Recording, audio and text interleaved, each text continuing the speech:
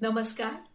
9 days 9 thoughts या सिरीजच्या चौथ्या भागात मी पल्लवी देशपांडे तुम्हा सर्वांचं स्वागत करते.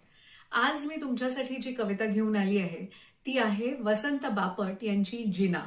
आज या कवितेची आठवण मला कशी झाली तर रोज सकाळी नवरा घरातनं निघाला की त्याला खिडकीतून बाय करायचं असा आमचा रोजचा शिरस्ता. पण आज नवरोबा डब्बा विसरले. तो द्यायला धावत जिन्यापर्यंत गेले आणि कविता आठवली वसंत बापट यांची जिना.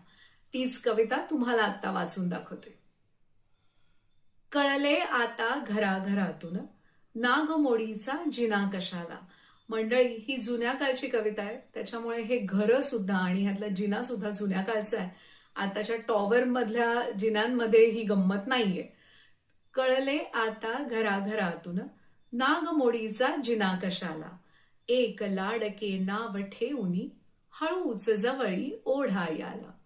जिना असावा अरुंद थोडा, चढण असावी अंमळ अवघड. कळूनही नच जिथे कळावी, अंधारातील अधीर धडधड. मूक असाव्या सर्व पायऱ्या, कठडाही सोशिक असावा.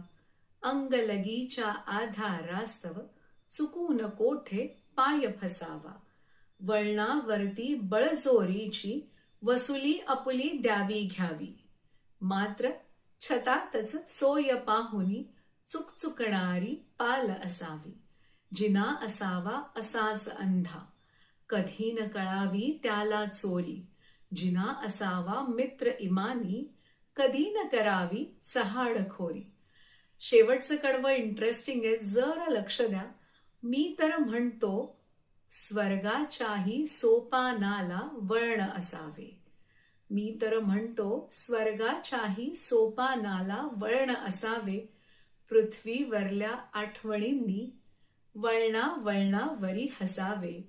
आठवणींनी वळणा वळणावरी हसावे. मला असं वाटतं, नेहमीच वाटतं, सुरुवातीच्या कडव्यांमध्ये अनुरागाची आठवण करून देणारी ही कविता शेवटच्या कडव्यामध्ये एक वेगळाच दृष्टिकोन आपल्याला देऊन जाते. आणि माझ्या मनात येतं की मी जेव्हा वरचा जिना पकडीन, वरती जायला सुरुवात करीन, माझ्याजवळ इतक्या छान छान आठवणी असल्या पाहिजेत की मीही या कवितेत म्हटल्याप्रमाणे वळणा वळणावरती हसले पाहिजे. लाईक, शेअर आणि सबस्क्राईब नक्की करा. उद्या पुन्हा भेटूयात याच सिरीजच्या 5व्या भागात. धन्यवाद.